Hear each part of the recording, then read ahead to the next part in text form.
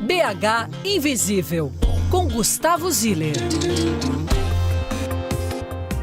Estamos de volta com BH Invisível, primeiro programa da segunda temporada, já caindo nas regionais e hoje falando do Barreiro. No primeiro bloco eu esqueci de dizer que quem nos acompanhou essa semana no Instagram foi o fotógrafo Daniel Moreira e ele tá no arroba Daniel Moreira Arte, com o T mudo no final.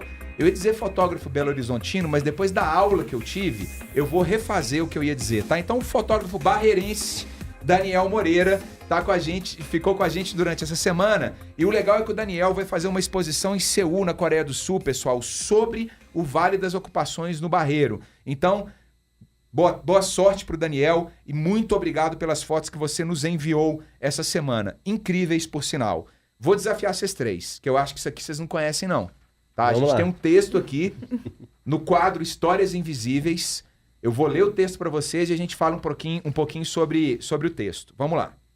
Belo Horizonte possui 331,4 km² de área e uma população estimada em 2,5 milhões de habitantes. Para facilitar sua administração, em 1983 a cidade foi dividida em 9 regionais. E é sobre uma delas que vamos falar agora. Mas sua história começa muito, muito antes disso. Dentro do planejamento original de Belo Horizonte, a Fazenda do Barreiro fazia parte da área rural, destinada a ser um cinturão agrícola que alimentaria a nova capital. A região já era ocupada desde 1855, sendo inclusive mais antiga que a própria cidade. Na época da construção, a área já havia sido dividida em duas, com a Fazenda do Peão na parte sul e do Barreiro ao norte. Como a região era fértil e com vários cursos de água, o governo do estado comprou a Fazenda do Barreiro e montou ali uma colônia agrícola, com expressiva presença de imigrantes. Como era distante do centro da cidade, a região aos poucos foi ganhando comércios e pequenas indústrias, mas foi com a ferrovia que passa por lá que a região realmente começou a se desenvolver. Já nos anos 20, um italiano da família Gatti comprou parte da Fazenda do Peão e fundou uma pedreira e uma cerâmica para a produção de telhas. A fábrica, que deu nome ao bairro Olaria, se destacava por uma grande chaminé que até hoje pode ser vista por lá. Alguns anos depois, o Barreiro ganhou o status de cidade satélite e recebeu sua primeira grande indústria, a Mannesmann. Com isso, diversos outros bairros foram criados e a região se tornou cada vez mais desenvolvida e independente da capital. Por conta das indústrias e comércios, a região da antiga Fazenda do Peão se tornou o centro da vida local e passou a ser chamada de Barreiro de Baixo. O Barreiro hoje possui 64 bairros e uma população estimada em 300 mil habitantes, sendo a maior regional da cidade em área e a terceira mais populosa. É quase uma cidade dentro de Belo Horizonte, com todas as vantagens e problemas que isso acarreta. O desenvolvimento e a evolução urbana da capital passam pelo Barreiro. Eu acho que vocês falaram isso tudo no primeiro bloco, né? Eu tô até sem graça. Mas é isso mesmo, né, Sidão? 64 bairros.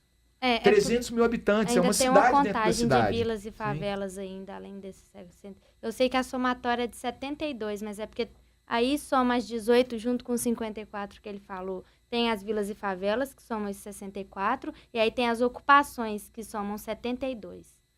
Isso tudo que está aqui mostra que vocês têm uma importância industrial, comercial, cultural para a cidade. Eu quero voltar a insistir no tema, porque eu estou achando tão impressionante o que vocês fazem para a região que a gente tem que exportar isso.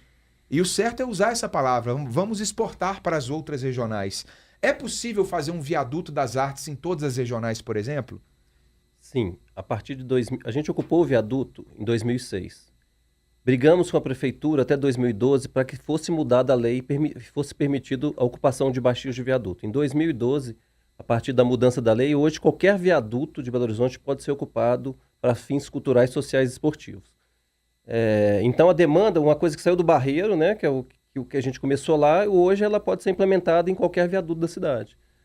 Então acho que essa é de uma coisa que é tão importante, que a gente tem tantos espaços degradados, e isso pode realmente fazer com que a cidade seja mais viva. E vocês seriam capazes, Leandro, de falar isso é meio complicado, principalmente no ano que a gente vive, 2019, onde as regras já não são mais as regras que a gente viveu em 70, na década que eu fui educado, por exemplo.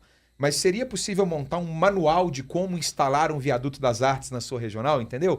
Como que vocês poderiam auxiliar o Leandro lá de Venda Nova a fazer a mesma coisa? Sim, a gente até tem algumas pessoas que nos procuram para que a gente dê os trâmites legais e como que isso poderia ser implementado. Isso a gente não tem uma cartilha, mas qualquer pessoa que procurar a gente ou aparecer lá, a gente informa como é que foi feito todo o processo e sempre a gente conta a mesma história, né? Então a gente, como que tudo começou e tudo, mas hoje a facilidade é muito maior, porque hoje isso já é possível. Antigamente isso não era possível porque não existia uma legislação, mas como hoje já existe, eu acho que é muito mais fácil já, tipo assim, já passou vários problemas que a gente teve durante 6 anos para que eles ocupem agora de uma maneira mais fácil. Então, acho que é super fácil. Tem que ter realmente a vontade de fazer com que as coisas aconteçam. Disposição para ser o Leandro. Disposição principalmente. Empreendedorismo na veia. Leandro, aproveitando que você falou, é só procurar a gente, então os contatos, como que a turma que está ouvindo a gente faz para te achar? Gente, é só mandar um e-mail pro viadutodasartes@gmail.com e nas redes sociais é Leandro Gabriel Escultor ou @Viaduto das Artes. viadutodasartes@gmail.com, super fácil, @Viaduto das Artes, Leandro Gabriel Escultor, as 3 palavras divididas pelo underline, aquela barrinha embaixo. Sidão, passando a bola para você, antes de eu fazer uma pergunta, já fala como que a turma te acha para fazer contato e trocar experiência. Instituto Macunaíma, no Facebook mesmo, ou então @Instituto Macunaíma ou @Sidão Macunaíma. E tem o e-mail também, né? Qual que é o e-mail? O e-mail é comunicação@institutomacunaíma.org.br. Ou seja, se você jogar Instituto Macunaíma no Google e aparece tudo lá. É. Eu ia até brincar com vocês falando assim, o ouvinte mandou uma mensagem aqui perguntando se vocês falam português lá no Barreiro, se vocês falam mineirês, uai. Barreirês. Tem um barreirês lá um pouquinho mais complicado. Tem umas gírias que é só de lá mesmo. Me dá um exemplo, Fox, de uma gíria de lá. Tem gíria que a gente usa, tipo, gíria de BH toda, assim, tipo chia, a gente usa, que BH toda usa. Mas é mesmo jeito de falar. O jeito de falar do barreiro, que a gente corta umas palavras, mais do que o mineiro corta, a gente corta mais ainda. Fala rápido, principalmente se for no meio do rap, aí que é mais complicado de conversar com a galera. Aí não dá pra entender não, né? O gringo vem aqui e não entende nada. Nós estamos recebendo um gringo lá essa semana, o DJ Gama Stone, veio do Uruguai, e aí ele falou que de BH ele preferiu ficar no Barreiro, tá lá com a gente, já tocou em vários rolês. A gente recebe quem chegar na casa. Que legal. Sidão, eu queria te fazer uma pergunta que é muito importante pra gente tentar localizar o papel que você tem dentro da estrutura do Barreiro e como que a gente pode... Eu vou insistir com vocês 3, o trabalho é incrível, a gente precisa dar voz a esse trabalho. E a proposta da gente estar presente no Viaduto das Artes e falar disso cada vez mais pode ser só a pontinha do iceberg, tá? Como que você pensa em mapear a região? Que tipo de conexão você precisa fazer? E mais do que isso, você depende do poder público para fazer esse centro de memória do bairro? Vou te responder de trás para frente. Ótimo. A questão do poder público, por exemplo, não só da memória, mas da cultura. Belo Horizonte fez o Mapa Cultural de Belo Horizonte, que é uma plataforma extremamente complicado de um leigo mexer. Então a gente foi pensando nesse sentido de não só cadastrar, mas que seja operável o sistema, né? Então a gente desenvolveu essa plataforma para que todo mundo pudesse cadastrar e se enxergar ali de maneira geral, ao contrário do que a prefeitura já tinha, mas com uma proposta diferente. E por parte da memória, a gente sim tem os parceiros que a gente tem da prefeitura que auxilia a gente em alguma documentação ou outra, mas parte mesmo desse grupo aí que pensa de se organizar, tanto voltando na cartilha do Viaduto das Artes, eu acho que quando tem gente disposta a querer fazer, as coisas acontecem e fluem, né? E o Centro de Referência de Memória, ele vai ser um processo extremamente complicado, porque a gente vê que os mais velhos eles estão morrendo e a história não está passando, porque hoje não tem mais aquela coisa que eu tive na minha infância de ouvir os mais velhos contar a história do lugar, né? Eu acho também das pessoas mais novas, os filhos, quererem guardar o que os pais tiveram. Então acabam jogando fora. Então a gente vai perdendo, sempre a gente vai perdendo isso. É uma grande preocupação da gente agora. Eu tenho um desafio para vocês dois. Aqui no BH Invisível a gente costuma jogar uns desafios assim na mesa e até hoje todos saíram. A gente fez um evento no aglomerado da Serra, que foi o Brota no Cafezal.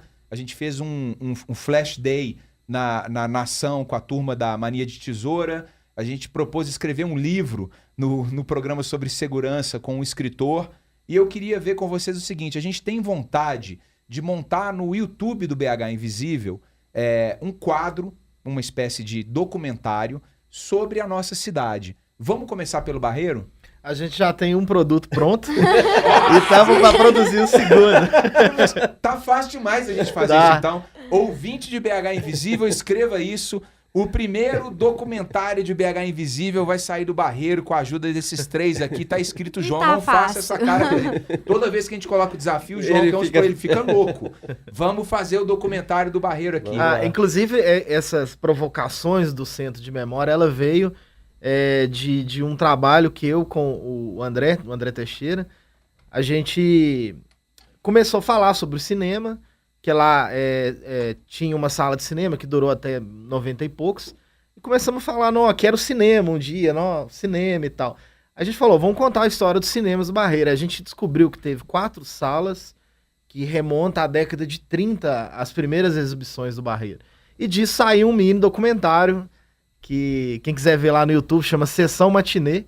E esse projeto Barreiridade que eu falei, essa parceria com o Viaduto, a ideia é a gente fazer um média-metragem contando um pouco da história do Barreiro. Então já está encaminhando já. A ideia é a gente fazer, não, nós vamos fazer. Nós vamos fazer. Não tem, agora a gente vai, não. Agora o verbo vai acontecer, não tem mais Aí, jeito, já não. tem apoio, já tem ideia, já tá rolando. Já tá rolando, exatamente. A Renca Produções entra na produção, vocês não vão escapar também, não. Vamos fazer esse trem rodar lá. Sejam bem-vindos. Fox, um desafio. 3 artistas de rap do Barreiro que BH tem que conhecer agora. CDR Trincamentos, Em Rua e La Plaza. Agora fala português que eu não entendi nada, Fox. CDR Trincamentos. Trincamentes. Trincamentos. Agora eu entendi. CDR Trincamentes, ouvinte de BH Invisível. Em Rua. Em Rua, com IN. IN. IN Rua. E La Plaza. E La Plaza. CDR Trincamentes, Em Rua e La Plaza. Nunca ouvi falar. A gente precisa melhorar. Precisa melhorar. Precisa. Isso é uma coisa que eu tô assim angustiado aqui. Eu tô querendo fazer programas sobre Barreiro até final do ano agora, porque E tem lista de nomes e nomes e nomes de artistas de lá, tanto novos quanto A Fox antigos. arrumou problema pra ela agora. arrumou problema. Você vai fazer uma playlist pra gente com esses nomes que você considera o seu Uma desafio. playlist com todo o meu amor e carinho. E a com gente certeza. divulga no BH Invisível. Não, perfeito. Fechou? Então, Fechou demais. o João, a produção já tá anotando aqui, tá ficando nervosa. Ouvinte de BH, morador do Barreiro, se você quiser mandar um desafio agora para BH Invisível, a hora é essa. Porque tá todo mundo de coração aberto aqui, emocionado, chorando no estúdio. Entendeu? O negócio tá bonito. Então vamos falar sobre essa região que é tão importante para nossa cidade. Eu queria, antes de encerrar esse segundo bloco, fazer uma pergunta não menos importante do que a gente já conversou agora, mas que eu acho que é direito básico de qualquer morador de Belo Horizonte, que é o acesso à saúde pública. Eu sei que a UPA do Barreiro é uma das mais movimentadas da nossa cidade. Eu já fui na UPA do Barreiro, inclusive, quando meu irmão sofreu um acidente, e vi que tem uma demanda muito grande. A saúde pública no Barreiro é bem cuidada, porque a impressão que eu tive com a UPA de lá foi positiva, confesso que foi positiva, mas eu não sou morador do Barreiro. Então eu queria que vocês falassem um pouquinho sobre isso. Olha o sorriso. Ave Maria, lá vem, ó. É um problema também. Acho que não só do Barreiro, mas como da cidade, né? A gente pega ali o Barreiro de cima, que pega a parte da Praça da Febem para cima. Você tem um posto de saúde para atender quase 40 mil pessoas. E temos o hospital do Barreiro, por exemplo, que ele não se atende qualquer pessoa. Você precisa fazer a triagem na UPA para poder ir para o hospital. E para quem não conhece, o hospital é uma estrutura faraônica, ele é gigantesco, uma estrutura mas maravilhosa. Mas eu mesmo que sou moradora, eu passo pela porta, eu não sei nem o que se atende no local. Igual ele falou, você tem que passar por uma triagem pra você chegar lá. Você e é já uma entrou no estrutura hospital? fenomenal. O hospital do Barreiro, o novo, o bonito, que Sim. tem até heliporto, nunca. Nunca entrou? Mas por quê? Porque ele é imponente ou você não... Não, porque ele não é pra ser atendido assim, pra você chegar e ser atendido igual é a UPA. Você tem que ser encaminhado pra lá. E Entendi. eu acho que ele nem é completamente usado ainda. Ele não tá sendo todo usado ainda. Então tem mais problema do que solução nesse ponto. A gente tem os problemas que a administração ela é um PPP, né? Aham. Então tem a questão público-privada que a gente não entende bem como é que isso foi Como é feito. que funciona, ninguém sabe. Mas eu acho que, no geral, no Barreiro, eu acho que tudo que é o atendimento necessário rápido é um problema em qualquer região. Não vamos colocar o Barreiro como a pior região. Mas eu acho que a gente é carente de informação, igual a gente está falando. O que atende no Hospital do Barreiro? Né? Teve uma discussão muito grande da implantação desse hospital, o quanto era necessário ser colocado na região do Barreiro, só que é uma coisa que a gente não sabe como é que funciona. Né? Quem que vai ser atendido, quais são as especialidades, como é que funciona, quem vai ser encaminhado, como é que funciona essa questão da organização dessa PPP, a gente não sabe muito bem. Existem estruturas, existem as estruturas, existem hospitais de referências, igual o Júlia Kubitschek é um hospital de referência, igual o Eduardo de Menezes é um hospital de Só a referência. questão do Júlia Kubitschek São mesmo. locais. O que eles gastaram no Hospital do Barreiro, com menos da metade, você fazia o Hospital Júlia Kubitschek ser uma grande referência de atendimento, que é uma área enorme já que tem lá. Então eles preferiram fazer uma coisa do zero, e sabe lá quais interesses escusos não tem por trás disso, né? Eu quero mandar, inclusive, um abraço para a equipe do Júlia Kubitschek, tem uma grande amiga minha que trabalha lá, e você falou tudo, se dá um hospital incrível, né? A turma lá é batalhadora. Pessoal, a gente está terminando no segundo bloco, eu queria que esse programa tivesse 42 horas hoje, porque o programa tá bom, hein? Vou te dizer, hein, Diego? Vale a pena a gente botar a trilha sonora da turma do Barreiro, fazer tudo do Barreiro aqui hoje, incrível. Queria falar que o Daniel Moreira foi nosso fotógrafo convidado. Se você quiser participar do nosso Instagram e assumir por uma semana a nossa página, jogando a sua perspectiva sobre a nossa cidade, é muito simples. Manda um e-mail para bhinvisível@gmail.com ou faça contato nas nossas redes sensuais. Sensuais.